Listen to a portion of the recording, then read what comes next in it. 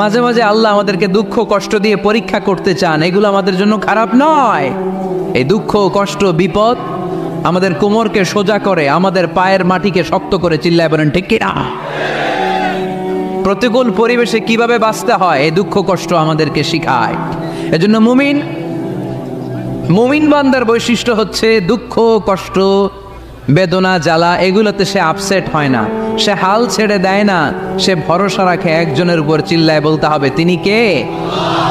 কারণ মুমিন জানে রাত্রি যত গভীর হয় অন্ধকার তমানিসা ভেদ করে সুবহে সাদিক হয়।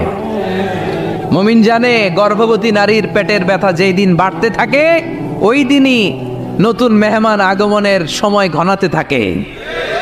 মুমিন জানে তার জীবনে দুঃখ কষ্ট বিপদ যত বাড়তে থাকে সুখের দিন কাছে আসতে থাকে। এজন্য মুমিনের হারাবার কিছু নেই। ফা ইন্না মাআল উসরি ইউসরা, ইন্না মাআল উসরি ইউসরা। নবী হে, কষ্টের পরেই আছে আনন্দ, দুঃখের পরেই আছে সুখ। আপনি সমস্যায় পড়েছেন, ওই সমস্যার সমাধানও আছে না নেই? এই পৃথিবীতে এমন কোন সমস্যা আছে যেটার সমাধান নেই? কথা বলেন। সমস্যা তৈরি করেছে কে? আবার সমাধানও দিয়েছে কে? Allah doesn't create a lock without its key. Allah কখনো চাবি না বানাইয়া ওইটার তালা বানায় নাই।